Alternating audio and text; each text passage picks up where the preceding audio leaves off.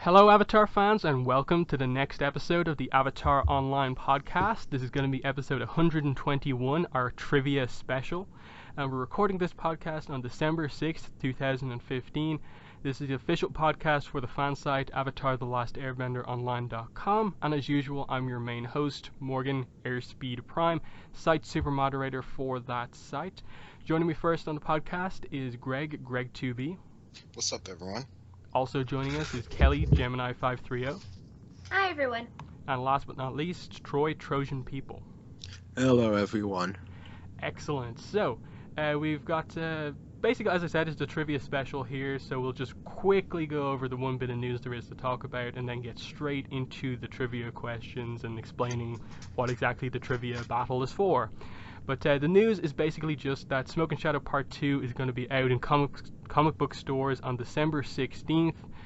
The release date is December 29th for other bookstores, and Amazon and stuff like that will ship it out on that date. So if you want to get the book as soon as possible, get it in your local comic book store.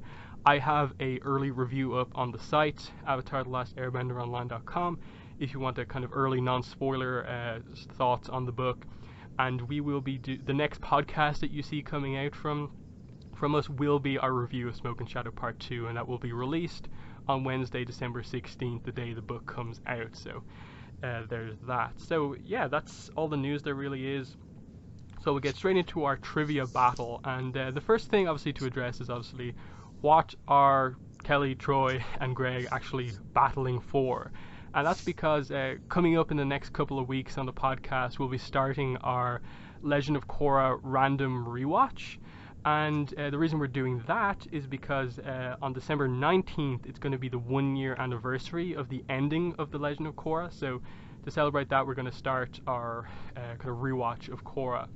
And the way we've decided to do our random rewatch is that rather than like we did with the ATLA one, which was just randomly select the episode like 1 to 61, we're actually going to randomly select the season or book, and then we have a pick order for each of the hosts, and they will pick the episode that they want to talk about for the following week from that season.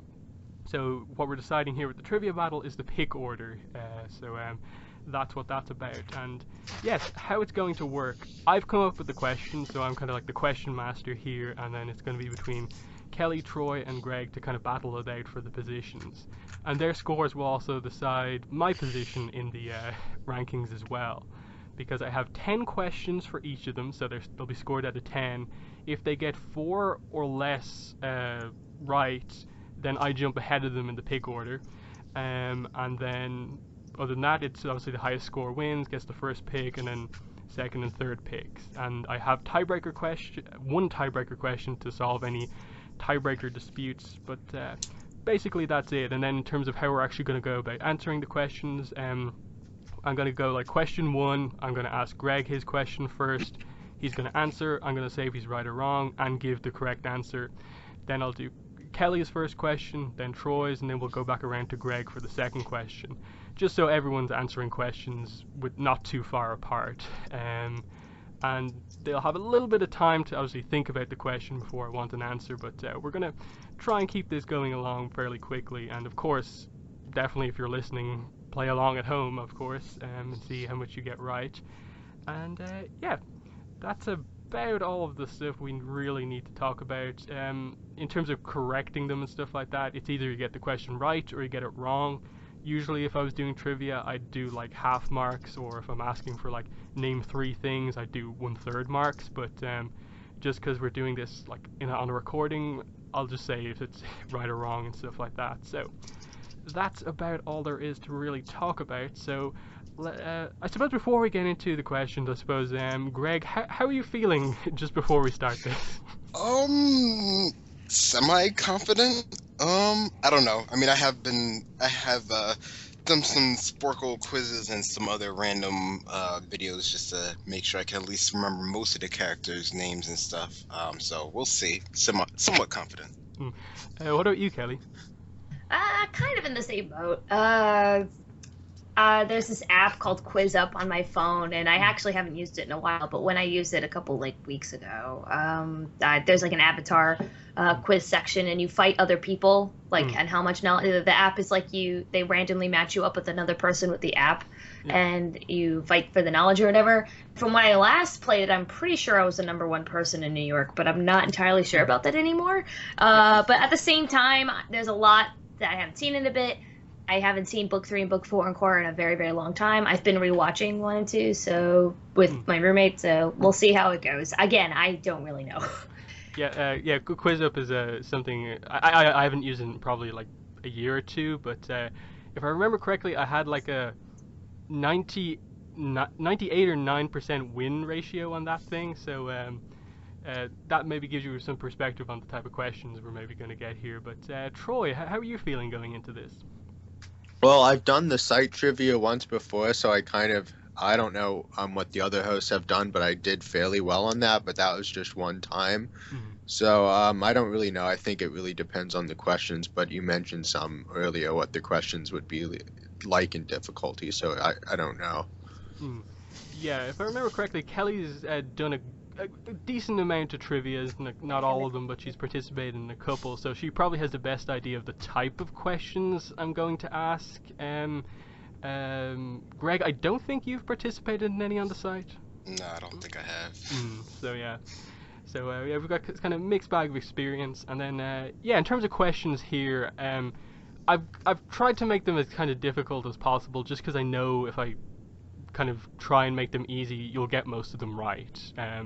So they're purposefully on the more difficult side of things to make it somewhat of a challenge. But I think they're hard and difficult, but they're somewhat fair in that I'm not asking you, like in this scene, like how many candles are behind Sokka's back in the scene or anything like that. It's fairly like kind of the obvious things, that there are some little obscure things. We're covering Avatar, Korra, the comics, and basically any other canon content in the Avatar universe. The only thing we're not covering in this with questions is Smoke and Shadow Part 1, just because that series isn't finished yet. But let's stop that talking and get into the question asking. So, as I said there, the question order is Greg, Kelly, Troy. So, Greg, you have the first question. Are you ready for it? I think so. All right. Okay. I'll just say about the first question. I've tried to somewhat make it like this is the multi-answer question. Like this is probably the most difficult question that I'm going to ask each of you potentially. This first one. Start off with the hard one. Yep. So Greg, name 5 times that the walls of Ba Sing Se have been broken through / destroyed. Oh, that's good. Okay, 5 times, right? Alright, so we got the one with Iroh, Dragon of the West. We have the Drill. We have Gazan. Okay, so those are the 3 easy ones, obviously. Yeah. Alright, so I need 2 more. Alright, let's see. Alright. Oh man, this is good. This is good. Alright, we got Gazan, we got Iroh of the West. Alright, so other times that it's been broken through or taken down, correct? Yeah, like I'm not looking for like any time anyone has just like gotten like over the wall. Like it has to be broken through. Okay. Oh man, that's good.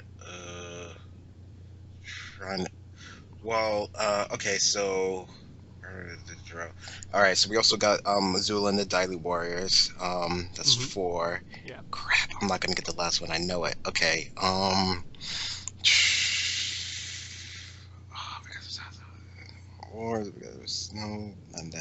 not in that book. I'm going through all the books, trying to at least attempt to think about when people have gotten through the wall. Is there been any other ones in Korra? I don't think so. Alright, I think I'm gonna run out of 4. Alright, I can't think of any more.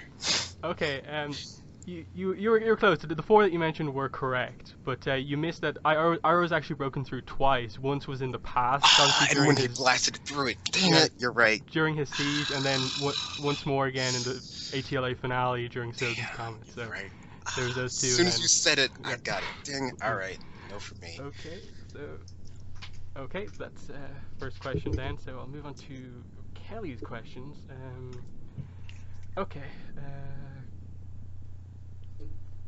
There we go. Okay. Okay, Kelly. I want 5 last names in the Avatar world. So obviously these are like family names in the Avatar world. Oh, you picked. Of course, you picked the name one for me. Okay, let's see. Well, Beifong, obviously. Yes. Sato. Yep. Didn't we learn in Korra that Varric is technically the last name? Yes. Okay. Yeah, that's. All right, because that's true. something Blackheart Varric or something like that. Okay.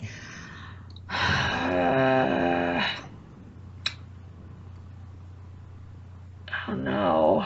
I'm blanking. Okay, wait. Beifong's not Varric. I know there's like one other one, and then I definitely don't know if I know what fifth one. I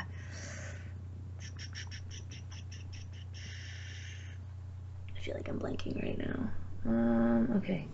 Sato, Beifong, Varric. Why are the Ganjins reaching out to me? That's not a thing, is it? I don't know what that is. Is that a first name? That's probably a first name. Okay. I think that's like a single name because it's like the Ganjin tribe. So Okay. I don't know if why I that can- just came to me. I don't even remember what that was. Okay, so that's not it. Shoot. Okay. I don't know. I would at least like to get a fourth one in there. Just that's a lose my pride there. Mm. There's So- one other one. No, I don't think I remember them, to be honest. That's the names were never the best thing with me. Beifong, Sato, Varric. Yeah, I'm gonna punch myself in the face when I figure it's gonna be like the wall thing. Cause Greg, I forgot about. Well, I thought it was the one where the Aang opened up for the animals. With that, I was thinking of that one, but then you said broke through, and I was like, oh, I don't know the fifth one either. So, yeah, okay, go ahead. Okay, there's actually a good few answers for this, I know, and but- my list is by no means exhaustive. There may be like 1 or 2 even I forgot. So, Sato, Beifong, Varric, of course. Toph mentions just in passing 2 Earth Kingdom famous families, the Pangs and the Yumsoon Hans. There's from the comics the Morishita family. We learned that the Cabbage Merchant's family name is Ganlan, Lao Ganlan. Right. Oh, right. I just thought that was his first name, really Longley. Okay. I thought that was just the first name, but continue. We learned that Zhu Li's last name is Moon. Right! How did I forget that? Yeah, we learned that President Raiko, that's actually his second name because his wife is called Buttercup Raiko. Yep. Shiro Shinobi is the second name. And then There we go. then probably the most obscure one would be that from the beginnings episodes, the Chu family. So Chu would technically be. I just watched that last night. Yeah, I'm so- not even kidding. I literally just watched that last night. How did I freaking miss that? All right. Yeah, so Games were never my strong suit, so yeah, caught me in my weakness. So. yeah, so there's those, and then there's probably 1 or 2 that I've forgotten. How did I not know the choose? I literally just watched it. Okay. Yeah, as I said, Troy, Greg, do you remember any other last names other than the ones I've mentioned there? No. Okay. So we'll move on to Troy's first question. Okay, so again, multi-part question. Troy, name 6 members of the Rough Rhinos. Oh shoot. I don't even know if I can name one. I can name all their weapons, but I can't name their names. Yes. There are 8 of them, so just let you know that. And I need to name 5? 6. 6, oh. I can't do that. I don't. Okay, so obviously there's 5 from ATLA, and then 3 are introduced as new members in the Rift. So there's Colonel Monkey, who's the leader. There's Kashi, Vashir, Yelu, Agode, Utor, Yunho, and Sagier. Yunho and Sagier are only mentioned in name in the Rift hardcover in one of the annotations. So the 6 that I'd potentially expect you to answer would be the 5 from ATLA and then Utor, but that's probably one of the harder questions, and that, like, if I was asked that, even I'd probably struggle with it, with those questions. So Yeah, I mean, I feel like I should have got Colonel Monko, but okay, so we'll move back around to Greg for question 2. All right. So the question is, this is one of the only kind of slightly out of universe questions, but it does relate to the episode itself. The question is, only one episode of Avatar: The Last Airbender has the episode title screen or card not on a white background.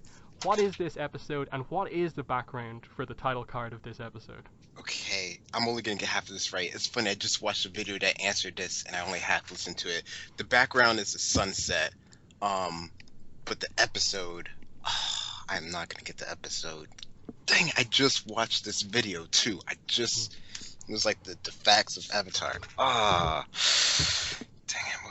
Okay, so what happened in that episode? Sokka there's anger. No. Suck the episodes. There's no way I'm gonna get the episode name. I'm always weak on those.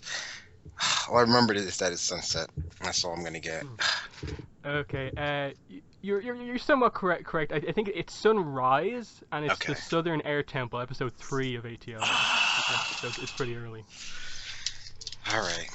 Okay. Dang it. We move back over to Kelly. Okay. I think this is the last slightly out of universe question, but it's similar to the previous I one. tend to be good with the out of universe ones, but okay. Okay, Let's see. so K313, The Venom of the Red Lotus, Book 3 Change Finale, is a big landmark for the Avatar series overall. Why is this episode such a big landmark? The finale for book 3 Yep. of Korra. Yep. When you say why it's a big landmark, Yeah, and the fact that it's an out of universe question is also a kind of hint Oh, that no. it's nothing related to the actual like story, character stuff in the never episode. mind then. Okay, man, I lied before. Okay, I thought I was good at these. I can't think of anything remotely special about. I mean, did it have to do with its viewership? That was when it was online. When it was and online, they didn't. Did they have numbers for how many people watched it online? Nope. No, right? Then no, it couldn't have been that. You said it's not in universe. I mean, it's so it doesn't have to do with the risk move that they took with making her ill. No. Okay. I do remember that it only came out like when you say it. Maybe it's like the fastest break between the third book and the fourth book because the fourth book came out 3 weeks later. No. Damn it! I'm trying to think like what. I'll read out the question again. Okay. K313, The Venom of the Red Lotus, is a big landmark for the Avatar series overall, so including ATLA in that, ATLA and Korra Okay. together. Why is it such a big landmark in the Avatar universe, basically? Okay, well, Avatar premiered in February. This episode, episode aired around June-ish, I think, or even later than that. So it doesn't have to do with dates, or maybe it does. Maybe it's wait, June. Did it air on the same day as the finale of Avatar? No. Damn it. Okay, I was trying to think of well, not obviously the same day, but like the same day, like a couple years later. I don't know, like if it came out in 2014 and Avatar was 2008. It's like 8 years. Did it? No, is that not it? That the Nope. finale of ATLA had the same date? Damn it! I'm just coming up with stuff at this point. I really don't know. I really don't know. I don't know what you mean by that, or what the answer could be. I didn't know there was anything particularly special about that production-wise or anything. So yeah, what's the answer? Okay, I mentioned this on the podcast when we did the roundtable. It's the 100th overall episode of Avatar overall. All right. Oh, the obvious answer. Yeah. Okay. Alrighty. Did not know that. You know what it is? It's the fact that it was the finale that really messed it up. Because if it was any other episode that wasn't a finale, I probably would have said that. Because then what would have made it special? You know, that particular note. All right. Yeah, so yeah, it's the 39th episode of Korra, and there's 61 episodes of Avatar, so Yep. it was episode 100. Mm-hmm. Okay. You know, I knew the last one too. I knew this was going to be this way, where the ones that I wasn't asked I would know, and then the ones I would get asked I don't know. But that's everything. So okay. Okay, Troy, your question too. The question is, all three members of Earth Kingdom royalty that we know of in the series has a unique relationship with animals. Name these three members of Earth Kingdom royalty and what's unique between them and animals? Okay, Earth King Kue, I'm not sure how to pronounce it because I think it's only in the comics, but he has a pet actual bear named Bosco. Yep. Hu Ting doesn't like animals and likes to eat rare meats from animals, and she's madly allergic. Mm-hmm. Yeah. And then Prince Wu, he likes badger moles and he can sing to badger moles and stuff and has a connection with them. Yep, that is correct. That was good. Excellent. So our first correct answer, and now we are back around to Greg for question 3. Oh man, now I gotta at least get one right. Yeah. No, I suppose the theme of question 3 that I have going here, when I was obviously trying to make the questions unique among everyone, is kind of obscureness. This is going to be the one where it's kind of like, this is either going to be a completely new fact to you, or you just will know it straight away. So for you, Greg, the question is, a famous video game character appears in 2 episodes of Avatar. Both of these episodes involve the bounty hunter June and her pet Nyla. But who is this video game character? Ooh, okay, a video game character that has actually been in the episodes of the show. Yeah. Like the character is not named, but like just the visuals, like it's very clear who it is. Oh man, I've only played like 2 Avatar video games. Okay. Oh, and when I say video game character, I'm not referring to an Avatar video game character. I mean like it could be any video game character from any series. It's a famous character. Okay, that gives me a little bit more hope, but not much. Okay. Video game character for any series that was in the show. Oh man, I'm gonna feel really bad because this is probably really obvious too. Any video game character that was in the TV show. Oh man, this video game references in ATLA. No. I feel like I should know this, but no. God dang it. It's one of those facts that a decent portion of the fandom know, but some people don't. But the character is Ryu from Street Fighter. Yes, yes. I don't know how to pronounce it. In the bar with June. Yeah. Dang it, that was the biggest hint ever. Yeah, in the 2 episodes that he appears in, June like flips him into a table or something like that. Yeah, so it's that. I remember it as soon as you said Ryu. Yeah. Okay, back to Kelly's third question. Okay, again, the theme is obscureness. In Aang's flashback in ATLA, during the air scooter game that he plays with the other airbenders, who did no one want on their team? And the answer is not Aang, for like the obvious story reasons. Dirty kid. Dang it, wait. You know who I mean. Yeah. No, and I have hindrances of the name, like pieces. Yeah. Like, is it Jinju? Yep, it is Jinju. Yep. Yes. Okay. I was like, is it Junji, Jinju, something? Okay. And before with the other question with the special relationship between the Earth Kingdom royalty and the animals, I thought one of them was Boomy and Flopsy, but I guess that's not that special because I guess that could be common. I don't know. Yeah. I didn't think of the Badger Mole one, so that was good, but I wanted to put my wanteds in there because I forgot about that one. Yep. Okay. Yeah. Cool. I got one. Yes. So on to Troy's third question, and I would say this is probably my most overused trivia question in terms of anything I ever do. But Troy, what is the name of the little girl's doll from the episode Jet?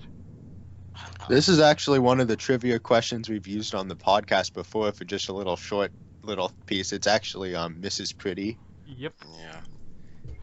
You always ask that question, which is fine. You have to have big questions in there. Yeah, I had to include that somewhere. But but Troy is in the lead so far. But we'll see where it goes from now. So Greg, back to you.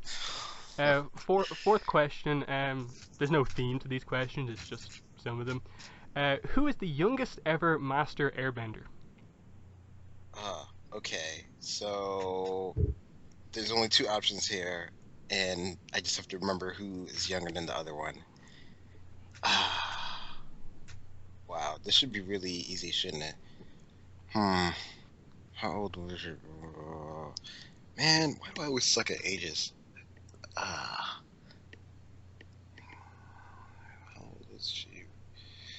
I'm I'm just gonna go straight guess. I'll go with Jinora. Yep, that is correct. All right, good. At least I get one. Yes. Yeah, like for most of the series, she's like 10. Perhaps by book 3, around the time it happens, she's 11, but she's still younger than Aang, who is 12 when it happens. So, yep, there's that.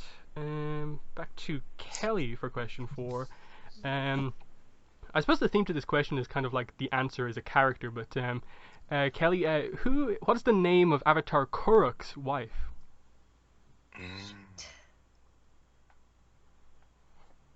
Oh, damn it. I'm literally trying really hard to remember that Earth comic that I rewatched like a month ago. The one with the past lives online, and it was like a game.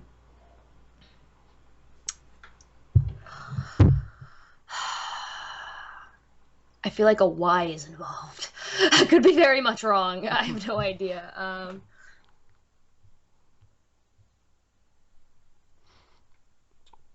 I'm literally just like trying to tune out my brain.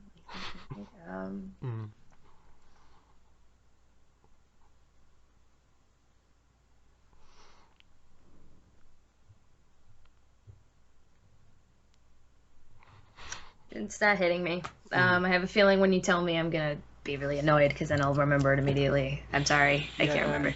We don't know the pronunciation exactly because there's no real voice acting in it, but it's Umi or Umai or whatever. Ummi is the Yeah, spelling. dang it.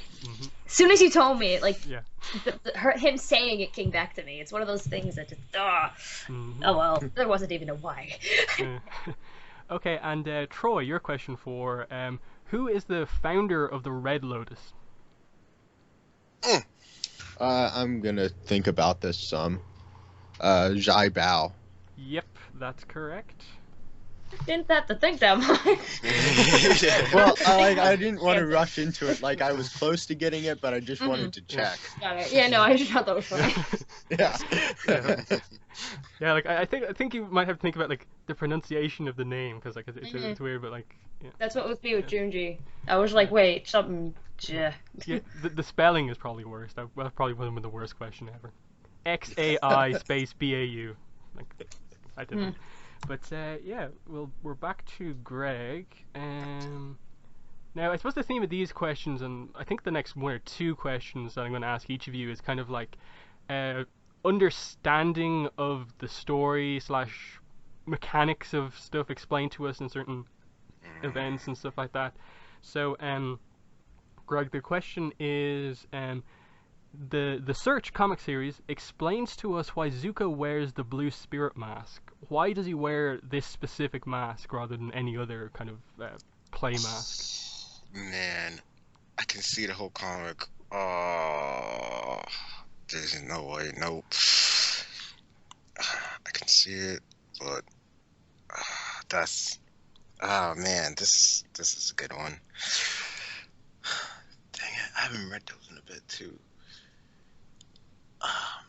No, I'm not gonna get this one. All right, yeah. I give.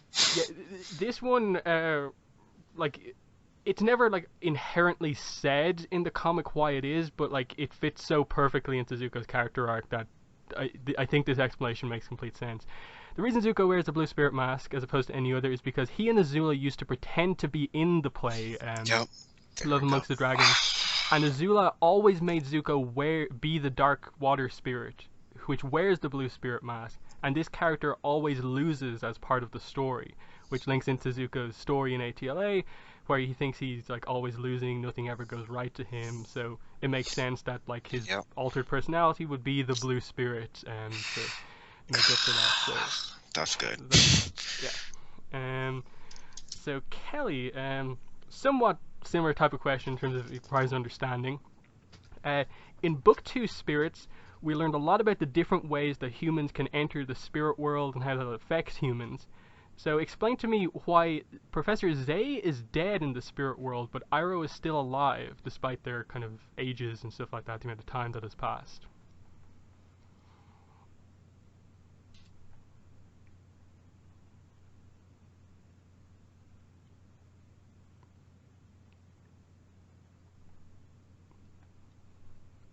He's still there.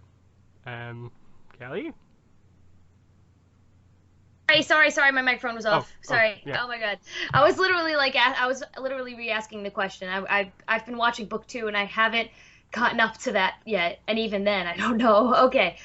So the question is, I forgot to unmute my mic. Sorry about that.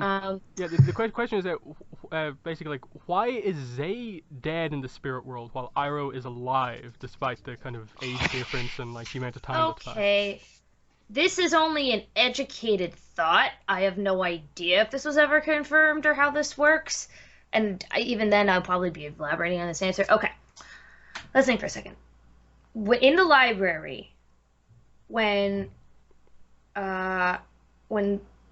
oh my god, I can't remember the owl's freaking name. That he who knows 10,000 things. What do you call it? He sinks it. He says, "I'm taking it back to the spirit world." So we can assume that once it was underground, they were technically somehow transported back into the spirit world. Even if you think about it now, that makes no sense considering the spirit worlds. Anyway, he's got the power of sport or whatever.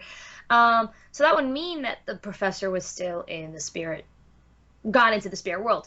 What I imagine the difference between his and Iroh's situation is that two things, I guess. One is that he was still alive in the physical world when he went to the spirit world. Like, physically, his body was still, like, belonging to the physical part of the world, and I guess he just died of starvation and lack of water, because there's nothing for that in the spirit world, so his physical form passed away, and his spirit, I don't know, his spirit's probably dead too. I don't know.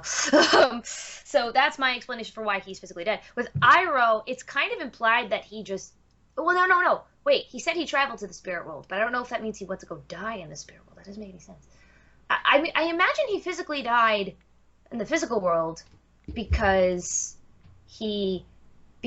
Zuko was all sad. It's not like Iroh went by, I'm going to go to the spirit world to live there forever now. Zuko was surprised that Iroh's in the spirit world. So I'm guessing through his strong connection with the spiritness, kind of similar to the past lives. The past lives are still technically part of the spirit world, even though they had physical forms themselves. So once somebody dies and has a strong connection to the spirits, their spirit lingers on in the spirit world? No, I don't know anymore. This is a hard one because I'm like you sort of have it, but like that's what the answer that I have here that I'm kind of looking for. Like, I don't know if you've quite nailed it. Okay. So can I quick? Okay. Yeah. So I suppose like compile all your thoughts now you've kind of thought it through. Like the question once again, why is Zay dead in the spirit world while Iroh is still alive? Despite all the age and time that's passed. Okay. Everything I said was basically how I thought, but I guess I could say it again, try to say it clearer. Zay went to the spirit world with his physical form still being, like, alive. Like, he was still alive in the physical world.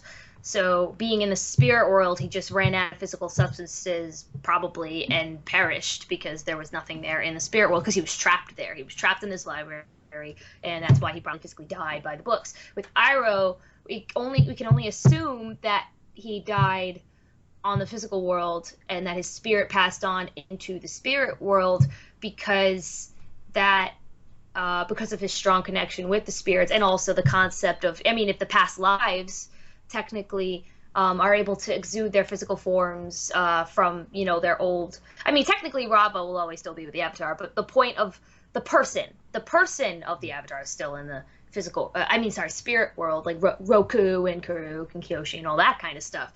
So, I'm assuming that similar concept happened with Iroh? I'm gonna say you got it correct. I'll give out my explanation, which probably explains the answer in a kind of clearer way. Okay, and I'll tell you if this was something I was thinking about too. So with Zay, as you say, Wan Shi Tong brought the spirit library and everything in it into the spirit world. So Zay actually entered the spirit world, body and spirit. So there was nothing left of him in the physical world. Right. So he was just alive in the spirit world. Whereas Iroh, he says to Korra that he kind of chose to leave his body behind, so he had his spirit enter the spirit world without his body, so his body just kind of died without the spirit, and Damn his it. spirit Okay, lingers I get on. that. Yeah. I get that. And you know, I knew something was up with my Iroh explanation too, because I remember there was something he said about the physical world when he was talking to Baby Korra. You know what I mean? I was like, there's something he said about that's what I was kind of missing. But I was technically not incorrect. Kind of. I was technically not incorrect. He did die in the physical world, and his spirit was in the physical world. So. Yeah, I think you got the gist of the kind of understanding of what I was going for with the question. Yeah, he just chose to die. And he chose for his spirit to be in the spirit world. It didn't just end up that way like Roku and the others. Okay, thank you for giving me that one. I tried to put a lot of thought into it. Yeah, it links into the concept explored a little bit in the Rift about how, you know, spirits and humans can kind of choose to become one or the other. Like, they can kind of give away their immortality or, like, get it. Like, we know the Painted Lady was a human. Like moon spirits. The moon and the ocean spirits, right? Yeah. Like they chose to be physical. Yeah, I get that. Okay. I could have explained. So yes, that's correct. And we move on to Troy's kind of understanding of the world question. And in the Rift, the spirit Lady Tianhai was able to see a big positive in humanity that General Old Iron could not. What was it that drew her to give up her immortality and take on human form? And obviously this positive highlights a key difference between humans and spirits. So what is this kind of big thing in humanity that Lady Tianhai saw, Troy? So you like the change in that things were different than how they used to be? Yeah, like that's basically the thing I was looking for. I suppose the explanation, kind of more quoting the comic, is, you know, she admired the creativity of humanity, that they were able to constantly change and evolve their surroundings and themselves, while spirits always remain stagnant and unmoving. So that's basically it. The change, spirits seem incapable of change. Humans can change. So that's correct. And we are back around to Greg. So question 6. Okay. How did Bolin get Pabu as a pet? Explain, I suppose, what led up to this event happening as best you can. Okay, so, oh man, how can I explain the whole thing? I mean, he saved him from basically being impounded in the little web animation series, but I'm trying to remember, I don't know, basically he saved him while they were sort of, what was it? What was the dude's name? The old pro bender dude, who was doing whatever dealings, whatever, and they were sort of trying to help him. But the way that he specifically, I just remember Bolin actually saving him, and then him and Mako sort of relenting of Bolin actually keeping Pabu in that little web comic. Oh man, or that little web animation. I haven't seen that in like forever. Man, can I think of anything else from that little series thing? It's like 3 parts too. That's as much as I think I'm gonna remember. I haven't watched that little thing in like forever. Yeah, you kind of have it. Like, when you say he kind of saved him, like, what did he save him kind of from happening? He saved him from what were the dudes who were trying to, I forgot if they were trying to sell him or if they were just trying to impound Pabu or whatever. They weren't. I don't remember them trying to do anything really drastic, like, you know, put him to sleep or anything like that. Crud.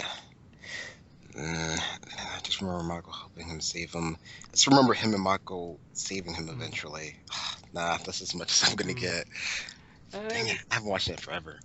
Yeah, like, you had the, like, super basic gist, like, he basically saved Pabu from something bad happening to him. The exact thing is basically that a pet shop owner had Pabu as a pet in his pet shop, but he was going to feed Pabu to a python anaconda, and Bolin stopped him from being fed to him. And the reason they were at the pet shop was because they were collecting money from the pet shop owner for the triple threat triads, who they were still working for at the same time. So I don't know if I can quite give that to you. That's fine. I haven't seen that in forever. Okay, so we're back around to Kelly for question 6. Okay, another comic question. The search reveals the specifics of how Azulon died. Ursa gave Ozai the means to do it. What did she give to Ozai, and how did she know how to make what she gave him? Okay. It is a great question. And I can only remember the skim, like, surface of it. What I mean by that is I don't know the name of what she gave him. I know it's a poisonous flower that she used back when she lived in her hometown. She grew up learning apothecary-related things. I can't. Shoot, it's because I know like this. Like I can remember. What's the worst part is I remember the photos behind that. Like I remember what it looked like when like we saw. Oh God, I don't even remember. Am I automatically wrong because I don't remember the name of the flower? You could just. No, I don't think they ever named the flower. Oh, they don't. Okay, so this is what I remember happening. She knew how to create a poison from these flowers. She grinded them with the thing. I'm trying to be specific. And she gave it to Ozai, obviously, to use secretly. Like, it was like, it wasn't like, I don't know if they used a needle or whatever. So, what's the other part of the question? How did she know how to make it? How did she know how to make them? Okay. I remember it had something to do with her knowledge from when she lived in her home, her original home, not the other people, the royal family. I mean, what I remember mostly about her home was her acting, that play, The Love of the Dragons, with the guy that is her true love.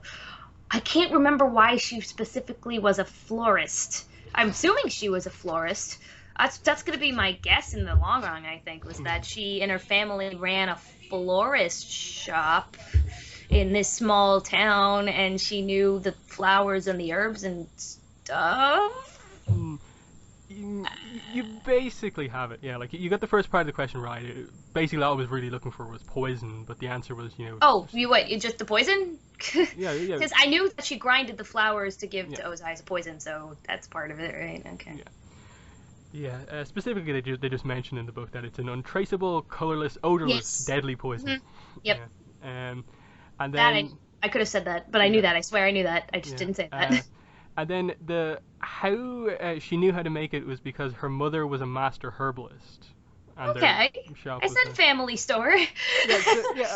I'm gonna give it to you because you basically had the gist of it, and that she knew it from just growing up around her parents in the shop that was related to flowers. So that was the mindset of it. That's what I remember. Okay, thank you.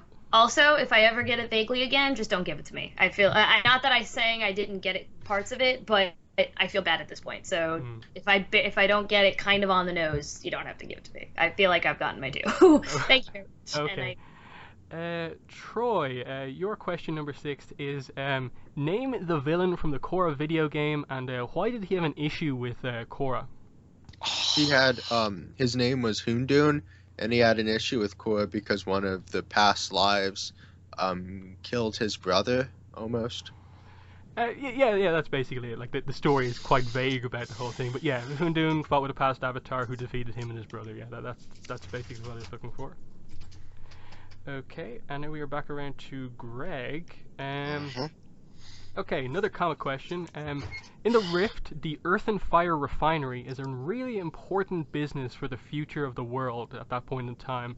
Why is this business, the Earth and Fire Refinery, such an important business? I mean, I would say it's because it's the first time that benders from different nations were working together for sort of a common goal. That would be my answer for it, I guess.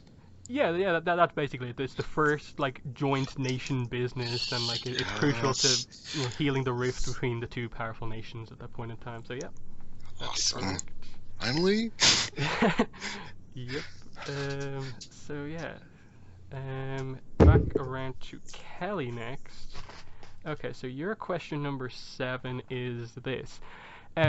When asked by Aang, why is the Avatar always a human, what is Avatar Yang Chen's response? I definitely remember this, and ironically it was from the same comic, the same way you would get the answer for the last question I got. Okay.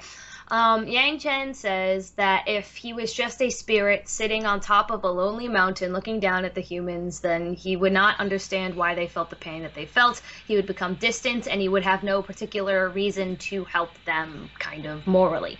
The fact that he is a human, that the Avatar is a human being, really ties together the bridge of the whole spirits and the human concept, and that humans feel anger, they feel loss, they feel joy, they feel sadness, they feel friendship, all that stuff. And then they show the pictures of all the Avatar's friends, like Zuko and all that stuff. Zuko and Sokka and Katara. You get that? Basically, that's the gist of it, right? Yeah. Okay. Yeah. The exact thing I said here is basically what you said, just in like 2 lines. It's the Avatar has to experience being a human so she can solve their problems and be compassionate towards them. The Avatar has to experience human life to realize how precious it is to protect it. So yeah, that's it. Back around to Troy for his question 7. Okay. Ba Sing Se is a city in the Avatar world with an incredible history. We know it now is the biggest city in the world, but it started out as a very different location. What was so different about Ba Sing Se at the beginning of its history? It was the old catacombs. They lived in the catacombs, which were now underground. Yep, that's basically it. Yeah, it used to be a subterranean settlement underground, and then they actually... The reason it then became so big was because they started selling those crystals as like a light source, and then they kind of developed such a really big city around it. So that is correct. And we are back around to Greg again. Okay, question 8. Greg, what is the connection between the first mover Varrick ever made and his childhood pet, Mrs. Beaks? Okay, so the connection between them. I mean, the first mover that he made was of Mrs. Beak, because they showed it in the little preview of him when he was sort of pitching the idea to Asami and Bolin. Is there more of a connection than that? I'm trying to think. I mean, I remember him mentioning that he really sort of loved that one. Also because didn't he like grow up in circus or a farm or whatever?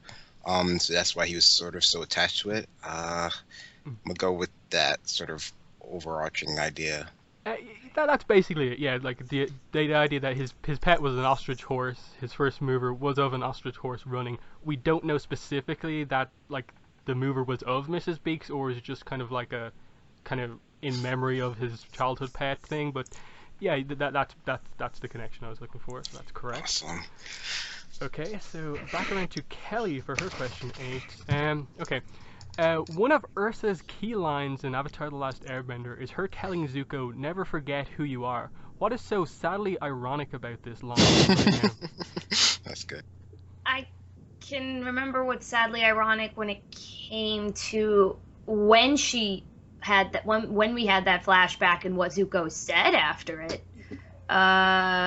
Like I remember she said that to him, and then he said, you know, he was so, like, he used firebending on those guys, and then he was like, I am the fire prince or something like that, and I'm destined to take the throne or something like that. But which technically was true, but like the way he said it was very kind of probably not what she meant. She meant like remember who you are as a person, not as like what your specific title and destiny is. Like he kind of used that as a drive for what his destiny is, and that he has to take the throne from his father and be part of the royal family or whatever. When in reality, it's just be like the kind of person that he is that's worthy of being on the throne. But I have no idea if that's what you're looking for. I don't know what you mean by ironic.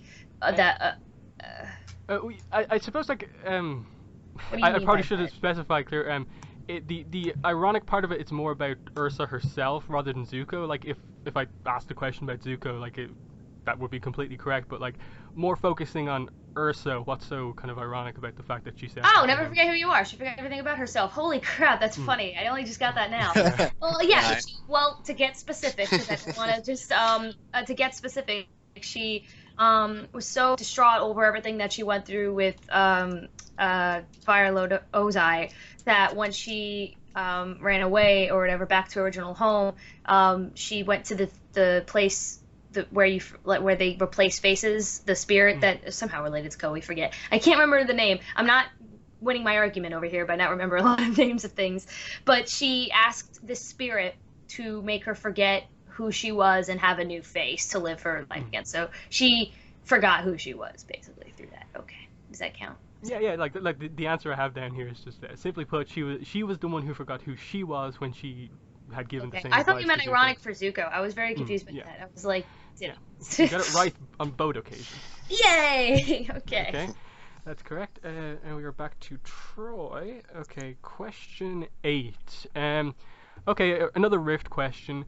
We know the Cabbage Merchant becomes the founder of a major tech corporation called Cabbage Corp, but what was it that first caused him to switch from selling cabbages and doing his restaurant business to actually becoming and having an interest in technology?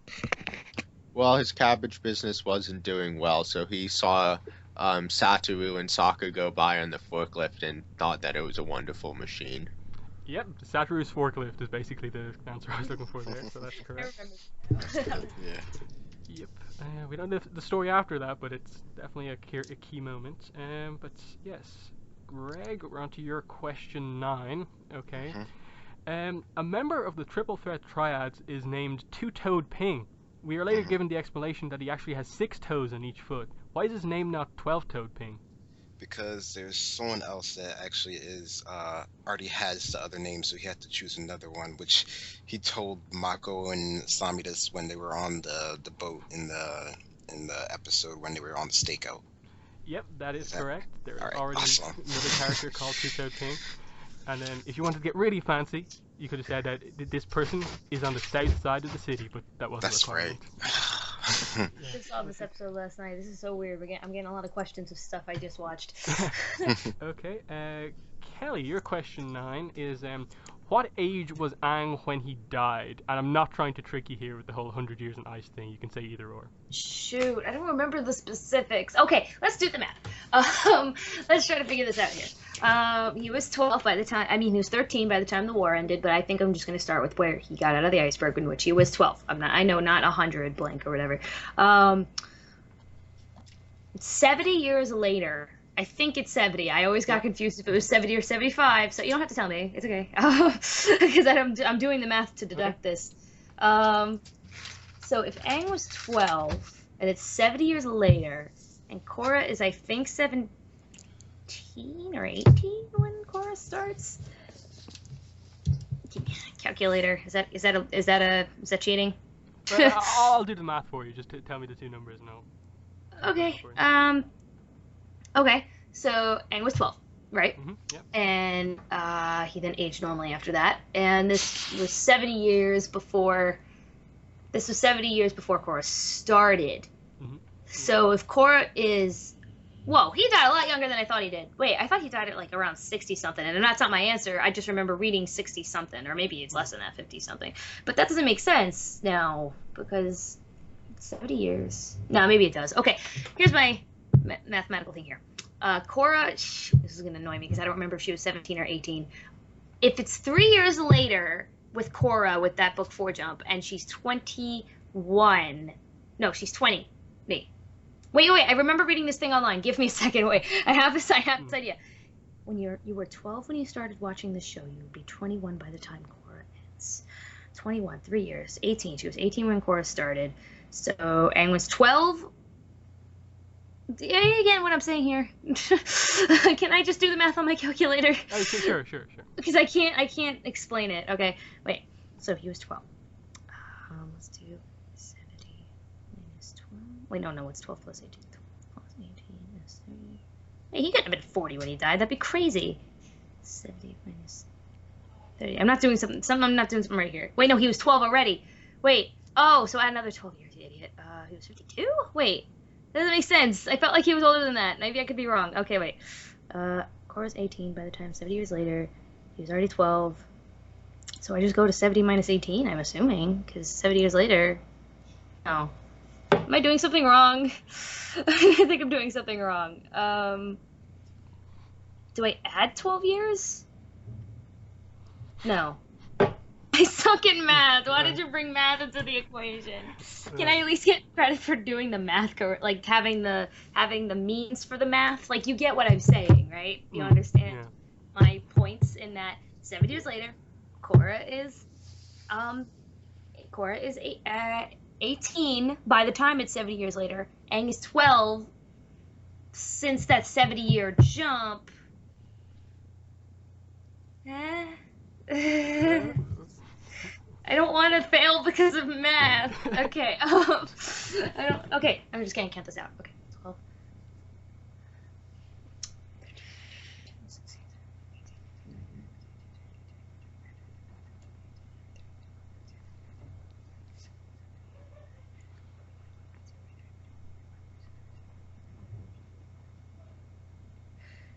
It had to have been like 52. I don't know anymore. I give up.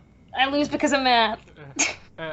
Okay, the answer is 66 or 166. How does that make sense, though? And the way you get to it is as far as like at the end of the series. So it's a 70-year time skip from the end of ATLA. So Aang is 13. Oh crap! Why did I counter his age into it? Okay, I get so it. you do 13 plus 70 years later, and like we're just doing this for the sake of it right now. So that brings it up to 83. Aang would have been 83 if he had lived up to the start of Korra. But he didn't, so minus 18 with Korra's minus age. 17. Just don't even that one. Just don't even. Korra's 17 at the start. She is? Damn it. Yeah. Okay, yeah, then definitely don't give it to me. The fact that I thought she was 18 instead of 17, just use that as the factor to not give me that one. We assume she's like 18, roughly like towards the end of book 2 because of the 6-month time skip, and then the 3-year time skip happens. So, yeah, so it's 83 minus 17, which is 66. Okay. I fail because of math. Continue. Okay, so that's that. And now Troy's 9th question is, in the episode 102, The Avatar Returns, Iroh does something that's pretty out of character from what we know of him usually. What does he do, and why is it unusual for him? He shoots Aang with a fire blast alongside with Zuko, and it's unusual because it's the only time that he's ever triggered Aang with a fire blast. Yeah, that's basically it. Yeah. It's the only time he ever like does anything to attack Team Avatar in any way. So, yep. So that's correct. And now we're on to the 10th questions. Okay, Greg, your 10th question is, Minghua, Ghazan, and Pali are all held in specialized prison cells to negate their bending power. For each of these 3 elements, mention a similar type of prison/confinement shown in ATLA. Name just one or multiple? Basically, what I'm looking for in terms of an answer is, name me a water prison confinement that's similar to Minghua's in ATLA, name an earth one and a fire one also from ATLA. That somewhat relates to the alright, so the Boiling Rock is the one for firebenders. You have the one on, the Fire Nation Refinery for the earthbenders. So that's earth, that's fire, so the last one I'm looking for is a water one. Okay, so why am I blanking on the water one? There's none for air, obviously. Where was the one for water? I remember the one that they showed in the flashback when they had them above the cages for Hama, but that was in the flashback, so I'm not sure if that counts. And they pumped in that counts. Oh, okay, so then that's the one for water, and there's none for air because they took them all out, so yeah, that's the 3. Yeah, that's basically it. I had slightly different answers, but yeah, the water one is Hama's prison that they show, which is they're kind of held in this kind of boiler room type thing. Yeah. It's not as extreme as Minghua's being like held in a volcano, but there's a similar kind of thing about where it comes from. Earth, I'll accept your answer, but the one that was, I suppose, most 100% valid would have been Toph's wooden prison from the Runaway, because Ghazan's also had a wooden one, but you mentioned a similar Earth style one, and it's on a boat, which is equally as valid.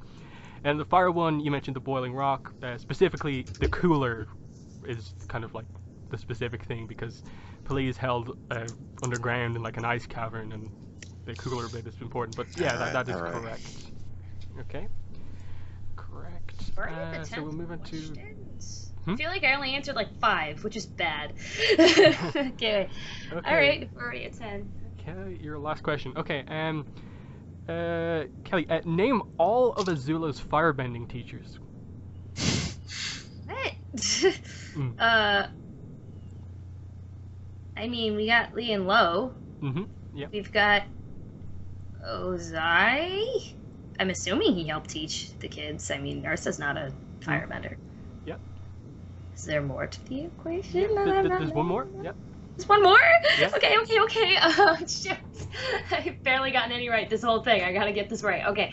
Lee and Lo, Ozai. Let's think about this. Okay. I gotta like go through her whole freaking childhood now. Okay, so Lee and Lo with the lightning bending or whatever. In general, is there something I'm forgetting in the comics? I'm probably forgetting something in the comics. No, she didn't learn anything in the firebending from the comics. She was just crazy and running around and stuff. Oh shoot! Give me time. I know I can get this. I mean, would you count Azulon? Because he's like asking them to demonstrate for him. Like I don't know. I wouldn't include that as like a teacher. They just showed it to him, kind of. Wait, what? I wouldn't include Azulon as a yeah, teacher. like he was just being showed it. Yeah, right, correct. Okay, I know. I was just trying to think.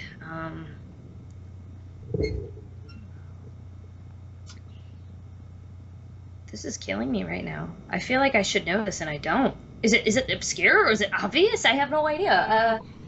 I can't think.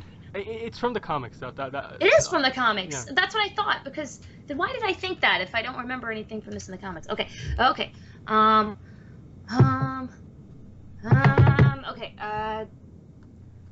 the comics. What?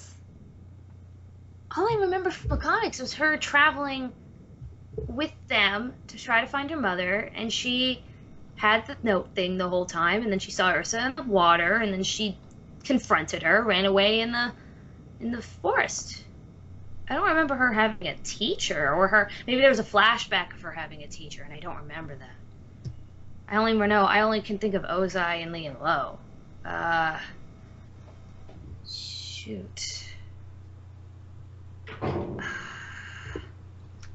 Damn it, if this is really my 10th question, I'm very sad. I feel like I've only answered like 3 of them right. Shoot.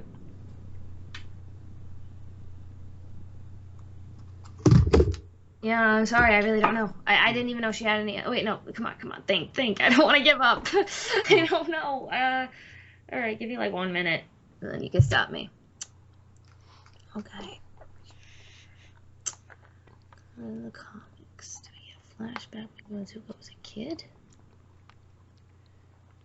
Iroh didn't teach her, did she? Did he? Did Iroh have anything? No. That'd be crazy. But could be possible. I don't know. It's not as in blood. I'm trying to think of any other members of the royal family that they have other than Iroh and Ozai that are firebenders. And Lee and Lo, who aren't even firebenders in the first place, which is kind of funny. She gets to Ba Sing Se later, but they're earthbenders. And yeah, I give up. I have no idea. Okay, yeah, you're right. Lo, Lee, Ozai, and then the other character is named Kunio, and he is mentioned in The Promise Part 2. He runs the firebending academy that has the kind of conflict with Toph's academy, and she kind of obviously ends up keeping her place. That was where she used to train and stuff? Yeah, okay. And then Kunio mentions that the reason he has this random academy is because Azula said that he didn't teach her properly, and then Ozai kind of fired him from being the royal firebending teacher, and that's why he's not in the Fire Nation anymore. So yeah, Kunio. Yeah, ready. So yes, and last question for Troy, question 10 is, name the former 3rd member of the Fire Ferrets, and where did he end up at the very end of the series? His name was Hasuk. I don't exactly. I'm just gonna guess that he was one of the persons listening to the radio when Mako and Wu gave the evacuation instructions.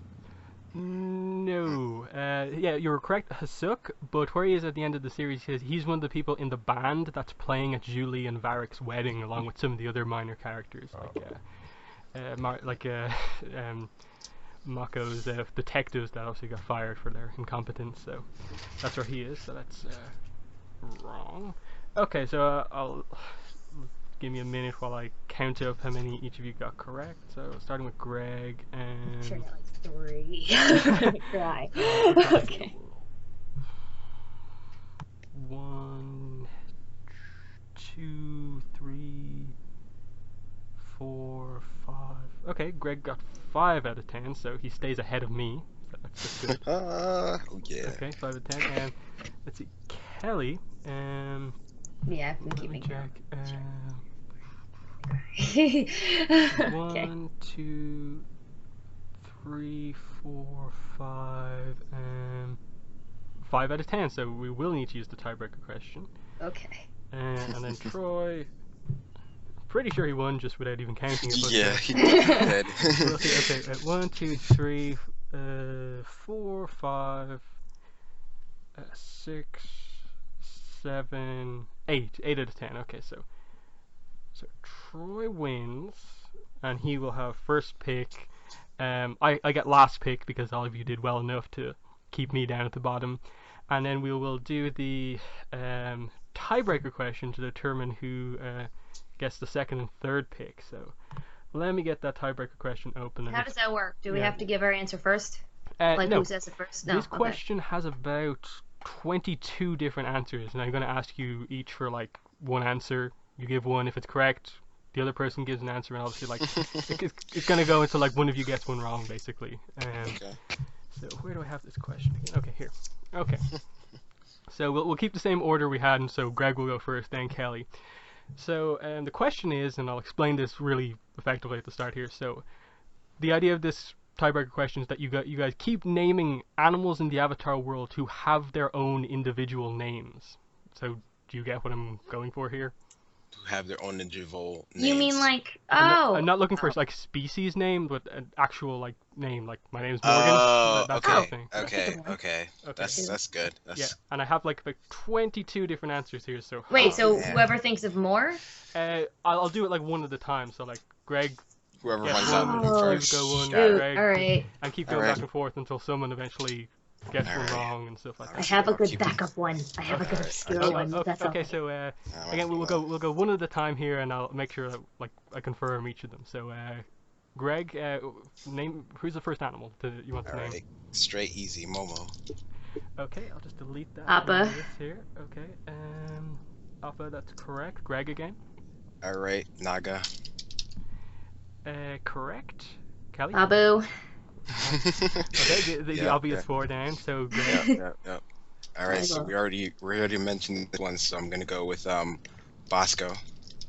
Okay. Yes, I have that on my list. Like Okay, that. Kelly.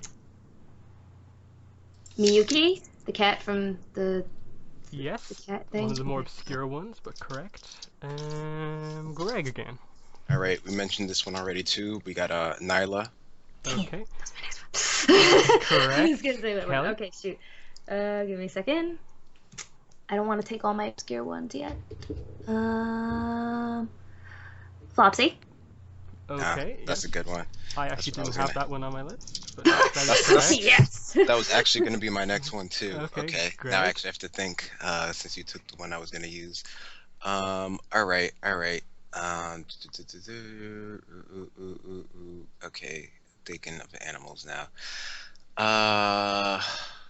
What do we call that one? Oh crap, we just said it too. Shoot. We have to say the actual name, not the creature it is. Crud. Dang it, we just said it too. That would have been a good one. Alright, so I have to think of another one instead of that one, since I can't think of the actual name of that one. Alright, so to another one. Oh man. This is good. We already got that one. Those ones don't have names, so they're not gonna work. Oh man, I think hit the limit already? Man, there's so many, and all the easy ones are gone. All right. Original series. Let's go. Did that one have a name? No, it didn't. Okay. Dang, I'm only thinking of the animals that don't have any names. That one didn't have a name either. Oh man, there's one I can think of, but we said it on the cast right now, and I'm forgetting the name. I think I don't want to say I'm out already. No, I think. Dang. No. As soon as we say any other ones, I'll be like, yeah, I recognize that one. But off the top of my head, I think I'm gonna have to. No. I can see them, but. Okay, so that one doesn't have a name. That one, let's see if I can go through them one more time before I give up officially.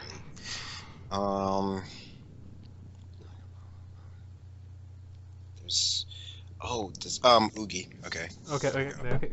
I mean, it took me a while for that one. We're still in play. I had that one next actually. I was hoping you wouldn't say that. Okay. I only got like. Okay. One of them I'm afraid to say because I don't know if it's correct. It's like I don't remember if this was the exact name. I might have it like a little mixed up, you know. But that's why it'll be my last one out of Resort. It's an obscure one. But I do have one other one. Fang, Roku's dragon. Yep. That's a good one. That's correct. Yeah. And then that's all I can think of right now. Great. Okay, that's a good one. How do I say this? Pokey, Milo's pet lemur. Yep, Pokey, yeah. Shoot, I just watched that episode. Why? Oh, wait a second. I just watched that episode. Tensen's favorite baby sky bison, Blueberry Spicehead. Yep. That's a good one. I guess. Wait, I'm keeping track of this as well, so I can make sure I don't repeat in Blueberry Spice. All right. What was it? Princess Star Child or whatever that other one in that. That was it. I watched it. That was it. Not quite. Oh, it's not Princess Star Child. Okay. Yeah, and of course, I don't actually know My Little Pony, so I don't know these off the top of my head. It's not Princess Star Child. Princess Party. Ah, dang. Okay, so I wish I really was a brownie right now. This would really, really help. Brownie. But I'm not, so that's failing me right now. Just to win this quiz, it would be good for that reason. Okay, so I doubt I'm gonna get any other ones in that sort of area. So let's go to what's the callest one, which is called. Oh man, what did he name him?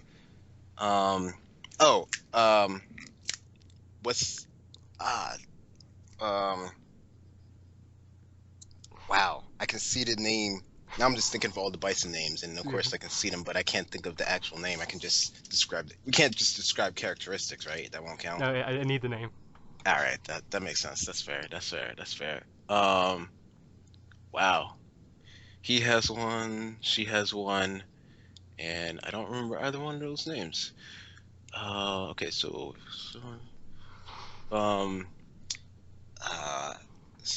see if I say it then and I don't get it, then that'll be an easy one for Kelly to get, so I can't just describe it. I'm trying to think of it myself because that'll give it away. No baby bisons. Alright, so I'm not gonna think of those two, so I'm gonna have to think of something else. Alright, so Ice Bison, shelve those, maybe I'll think of it if I can get past this one. Alright, so what other animals can I think of?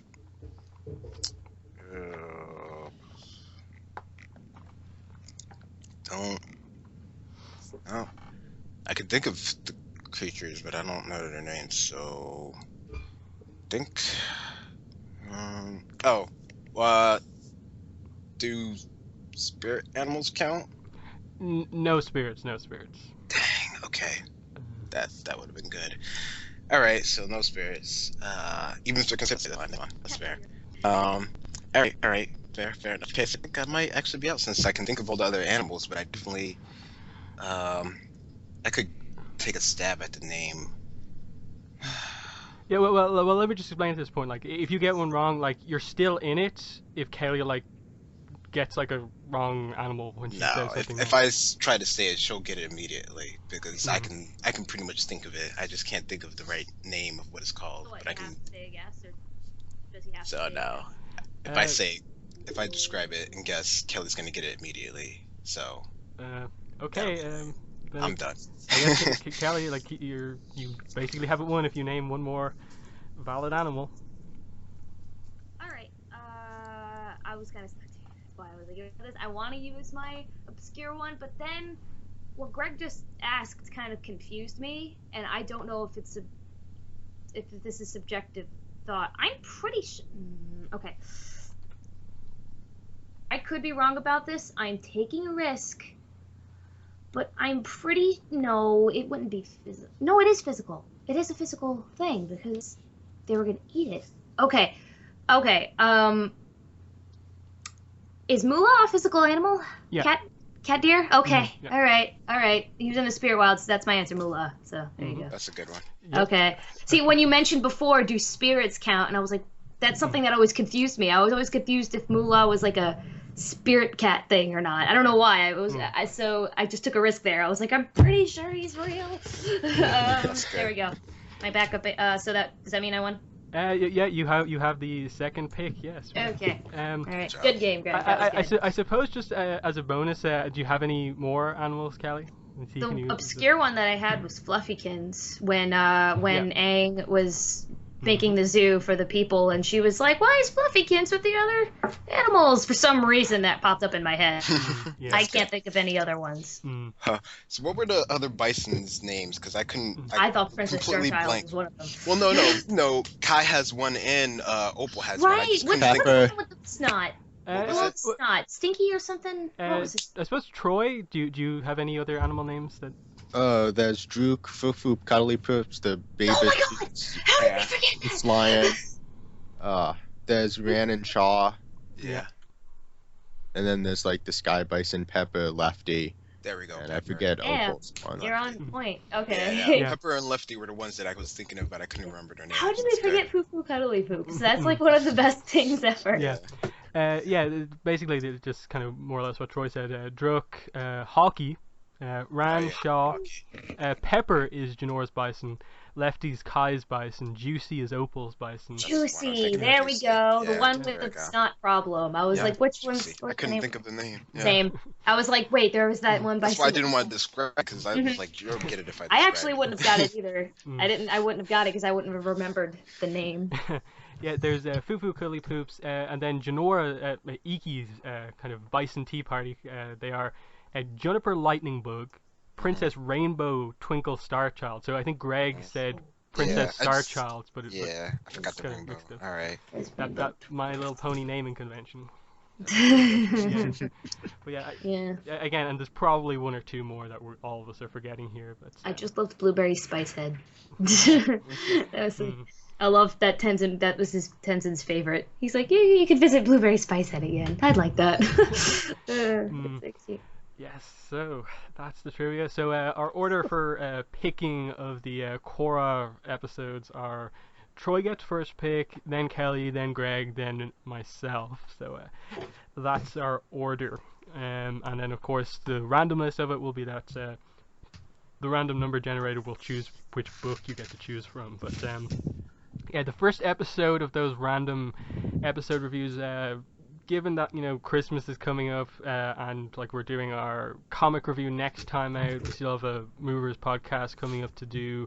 We're not exactly sure when exactly we're going to get to do this, but hopefully coming up in the next couple of weeks we can do the first episode of that, and probably on the next podcast we'll find out what Troy's first pick of episode is, but we won't decide that right now. But I suppose as just a final bit, Greg, overall, what were your thoughts on the trivia? No, I thought the trivia was pretty good. It's pretty good. It's a good mix of questions, and I think sort of what Kelly said, you could always it was easier to figure out other people's questions in your own, Yeah. which is I good know, since like, it was I tried tailored 2 years towards our after, so our it's sort of great. weakness in a sense. So that was a good quiz, good list of questions. So no, that was good. And Kelly, what about you? Yeah, this was interesting. This was good. Yeah, it's one of those things where I feel like that happens all the time though, where you could swear you knew everyone else's questions but yours, but you have to, not think that way because, they're designed to actually be tough to answer, So it was still really good. I just it was that age thing. That's something that's always like, I'm not that great at math, but I'm not horrible at math. But for some reason, the concept of ages and like minusing ages and adding ages. My brain can't do it. Yeah. Like I couldn't understand the concept of wait, he's 12, 70 years later, Yeah. 82. Like I couldn't do it. So Yeah. Two avatars can't be alive at the same time, so you have to minus ages. Yeah. but I couldn't figure out the math for that for some reason. So I'm disappointed that I couldn't get that one. But I mean the concept of the final tiebreaker round is really fun. That was cool. And I knew like Greg, like I knew like 2 of Greg's questions, which I was like, nah, I know it, but oh, what are you gonna do for you? And Troy, well, what were your thoughts on the trivia? I thought that there was a good range in difficulty, that like 2 of our people got 5, so that just shows that like not every question was too difficult, nor every question was too easy. Yes, and yeah, it was fun to see like just putting this together. Obviously, it took a good bit of time making up all these questions, but like when I was making them, and specifically when I was kind of assigning questions to like who can answer this, who couldn't answer this, it was interesting to like see like of the ones where I kind of went like, I think Greg's got this one, and then like see if he got it or not and stuff like that. So it was really fun to see you guys answer these, and especially the couple where you knew you had it, and then the second I even started to read out the answer, you're just like, oh, no. Those are always. I knew Aang was like 60. That's why I hate math, because I knew he was like 60 something, which I know you wouldn't have counted like 60 something as the answer. It had to be the specific age, but even still, I was like, something's not right about what I'm doing. Yeah, but yeah, that's that.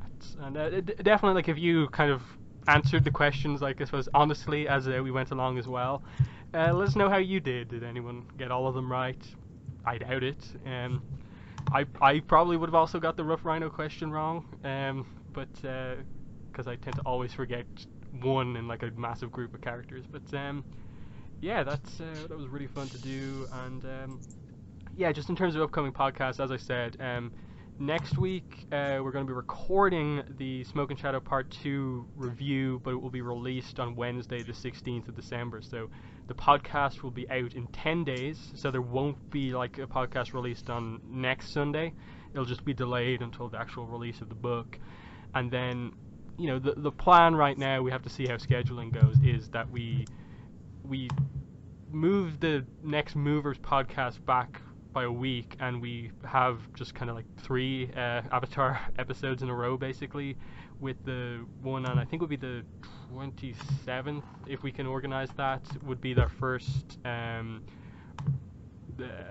rewatch episode, if possible, and then we'll do the Del Toro Quest Movers podcast. But we'll see how that goes. Either way, the big upcoming thing that's got us all excited is going to be Smoke and Shadow Part 2, which is coming out in just 10 days from now, along with our podcast review. So that has been the trivia special for the Avatar Online podcast, episode 121. It's been myself, Greg, Troy, and Kelly. Thanks for listening to this podcast, and bye. Bye. Bye.